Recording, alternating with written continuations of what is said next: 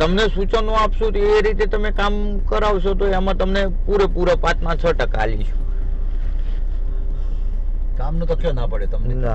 અમે કોઈ વાત આયોજન થાય તાલુકાનું એમાં અમે તમને કામ કહેશું કે આ કામ કર્યા જેવું છે તો એ કરશું. એમાં તમે સમજીને અમને ટકાવારી આપશું. એમાં તમારે ટકાવારીમાં એવું કહેવું નહીં પડે.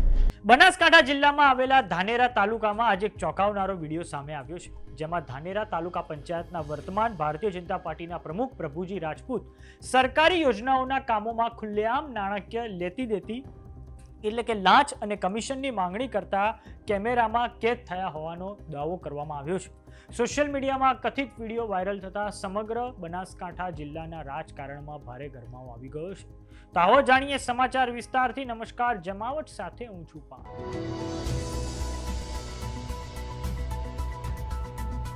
થોડાક મહિના અગાઉ સ્થાનિક સ્વરાજ્યની ચૂંટણીઓ સંપન્ન થઈ છે, જેમાં ધાનેરા તાલુકામાં ભારતીય જનતા પાર્ટી પૂર્ણ બહુમત સાથે સત્તામાં આવી છે. આ પછી સત્તાધારી પક્ષ ભાજપે પ્રભુજી રાજપૂતની પ્રમુખ તરીકે વરણી કરી છે, પરંતુ હવે આક્ષેપો થઈ રહ્યા છે કે પ્રભુજી રાજપૂતનો લાંચ લેતો વિડીયો સોશિયલ મીડિયામાં ખૂબ જ વાયરલ થઈ રહ્યો છે. આ વિડીયોના કારણે ભારતીય જનતા પાર્ટી માટે મુશ્કેલી ઊભી થાય તેવી સંભાવના છે. સૌપ્રથમ વાત કરીએ આ કથિત વિડીયોની, તો આ વાયરલ વિડીયોમાં ધાનેરા તાલુકાના ગ્રામ્ય વિસ્તારોમાં સુફલામ યોજના હેઠળ જિલ્લા પંચાયત સિંચાઈ વિભાગ દ્વારા તળાવો ઊંડા કરવાના તેમજ પાણી પુરવઠા વિભાગના મહત્વના કામો મંજૂર કરવા માટે પ્રમુખ પ્રભુજી રાજપૂત દ્વારા ટકાવારી એટલે કે કમિશન માંગવામાં આવી રહ્યું હોવાનું અને રોકડા પૈસાની લેતી દેતી થતી હોવાના આક્ષેપો થયા છે. એક તરફ ગુજરાત સરકારે ધાનેરા તાલુકાના વિકાસ માટે ખેડૂતો અને જનતાની પાણીની કાયમી સમસ્યા હલ કરવા માટે 1500 કરોડની ઐતિહાસિક યોજના મંજૂર કરી છે, જેના અંતર્ગત દરેક ગામના તળાવોને પાઇપલાઇનથી જોડીને નર્મદાના નીરથી છલકાવવાનું કાર્ય થઈ રહ્યું છે. જ્યારે બીજી તરફ ધાનેરા તાલુકા પંચાયતના પ્રમુખ પ્રભુજી રાજપૂત ખુરશી પર બેસતાની સાથે જ આ તળાવોને ઊંડા કરવાના કામમાં પણ ટકાવારી અને ભ્રષ્ટાચારનો ખેલ ખેલી રહ્યા હોવાના આક્ષેપો થતા બનાસકાંઠા જિલ્લામાં રાજકારણ ગરમાઈ ગયું છે. આવો નજર કરીએ કથિત વિડીયો પર જે બનાસકાંઠા જિલ્લામાંથી સામે આવ્યો છે. હા, જય માતાજી. આવો આવો, મજામાં? એક કામ થઈ ગયો હતો અને પછી તમને યાદ આવ્યા, મેં કીધું મળતો જ જવું. હવે હું પાલનપુર ગયો તો સુજલામ જળ યોજના એમાં જે બીજા નંબરનું ધાનેરા વાછડાલ. હા, વાછડાલ ખરો. હા, વાછડાલમાં મહાદેવ ફાઉન્ડેશન. મહાદેવ ફાઉન્ડેશન એટલે તમારી કંપનીમાં ફાઉન્ડેશન એમ ને? હા, મહાદેવ ફાઉન્ડેશન માં આ ટેન્ડર આપણે 40 ના રેશિયામાં આપણે ભર્યું હતું. અચ્છા. એમાં એમાઉન્ટ છે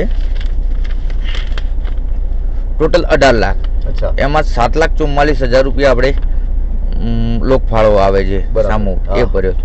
11,16,000 નું છે માટી કામનું. એમાંથી આપણને 30,000 ટન જેવી આપણે માટી લેવા મળશે. લેવા દે. હા, ખોદવાનું છે સિંચાઈ. હા, વાછડા. બીજે ધાનેરાના એ બધા નગરપાલિકાને છે, એમાં આપણું નથી તો પછી આપણે આપણું બીજું તો જેનું છે એનું તમે. તો મેં કીધું મળી લઉં, કામ ચાલુ કરવું છે. આ પણ બરાબર, તો કરી દો. ટેન્ડર પાસ થયું તો આપને? હા, ટેન્ડર ભર્યું હતું. હા, બરાબર. આમાં તો કઈ ઘણું એટલું બધું હોતું નથી. 40% તો આપણે કરી દો તો ચાલુ કરી દો. તો આમાં મેં કીધું મળી લઉં એમને શું છે કઈ રીતનું. એનું પછી ધાનેરા તો આવશો ને તમે? ધાનેરા તો આવશું. હા, તો તે વાત કરશે.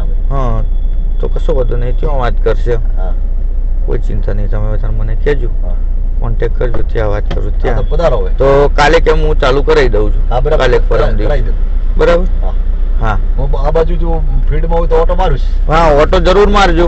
અને બીજું કઈ એવું લાગે તો મને કહેજો. પણ હવે જે તે કામ આવશે હું તમને સૂચના આપીને જ કામ કરીશ કે આ કામ છે ને આ રીતનું છે. બરાબર. બરાબર. હા, અને 10,000 જેવા પડે છે, જોઈતા હોય તો આપશો. એ લોક પૂરું કરાવું? હા, એ તો ઓલું ચાલુ કરાવી દીધું. ના. હા, એલાના કેટલા ટકા આલશો તમે? એટલે 11 લાખ નું કામ હતું ને? 11 લાખ નું છે, પણ એ ને એમાં તો આપણું ટાંકાનું જ હતું. પાણી પાઇપલાઇન માં તો એટલું તો ટકા તો રાખવા પડે ને. તો ભાઈ એ જ બધે મારે પહોંચતો. હવે બીજાને તમે આ તો ટેન્ડર યોજનામાં તો કેવું છે, અમે 2-2.5% આપતા હોય પણ તમને 3% કરી આપશું. તમને સૂચનો આપશું તો એ રીતે તમે કામ કરાવશો તો એમાં તમને પૂરેપૂરા 5-6% આલીશું. કામનું તો કયો ના પડે તમને. અમે કોઈ વાત આયોજન થાય તાલુકાનું, એમાં અમે તમને કામ કહેશું કે આ કામ કર્યા જેવું છે તો એ કરશું. એમાં તમે સમજીને અમને ટકાવારી આપશું. એમાં તમારે ટકાવારીમાં એવું કહેવું નહીં પડે. આમાં 3% રાખો આપણે. જો ટેન્ડર પદ્ધતિ હોય એમાં આપણે 3%. 4 રાખજો બાપુ. અમે તમારા સાથે જ કામ કરવાનું છે. 3% બરાબર છે. બીજાને તો 1.5%, 2.5%. 4 રાખજો. મારે તાલુકા પંચાયતમાં પહોંચશે ચાલે. હા, એ તો તમારા સૂચનના આયોજનના હાથે હોય એ તો ચાલતા જ હશે. હા, સૂચન આયોજન તમારે 50-55 તો થતા હતા. એમાં તમે તે દિવસે પૂરું કર્યું હતું કે વાઘપુરામાં તમને આપ્યા કે આટલામાં પૂરું, એ 20માં આપણે પૂરું કર્યું કે વાઘપુરા પૂરતું પૂરું, બીજું આવશે એમાં આપણે જોઈશું. આજ મેં કીધું મારે થોડા જરૂર હતી એટલે મેં કીધું આટલું પૂરું રાખો હમણાં. તમે એમાં ઘણા ઓછા કર પડે.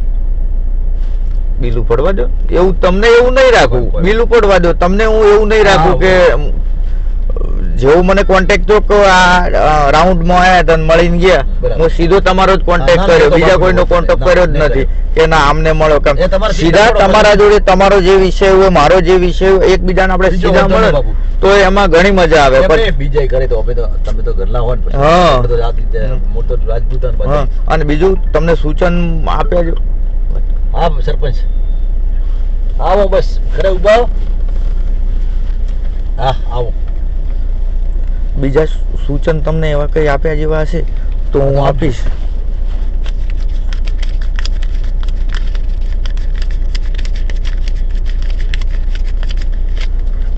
કેટલા? 10. ઠીક છે બરાબર. 10 આપ્યા. અને બીજું જે હશે એ તો જોઈ લઈશ. હું અચાનક મારે નીકળવાનું હતું ને આ ગાડી હું અમારા ઓલા જેસીબી વાળાની લઈને આવ્યો. ભલે. હા ભલે. હા. તો જોવાનું એ રહે છે કે આગામી સમયમાં ભારતીય જનતા પાર્ટી શું કરે છે. આ કારણે આવનારા સમયમાં વિરોધ પક્ષ કોંગ્રેસ પોતાનું આક્રમક વલણ અપનાવે તેવી સંભાવના છે. તો સમાચારોમાં અત્યારે બસ આટલું. જોતા રહો જમાવટ. જો તમે અમને યુટ્યુબ પર જોઈ રહ્યા તો સબસ્ક્રાઇબ કરો. જો તમે અમને ફેસબુક પર જોઈ રહ્યા તો ફોલો કરો. વોટ્સએપ ચેનલને જોઈન કરવાનું ન ભૂલતા. નમસ્કાર.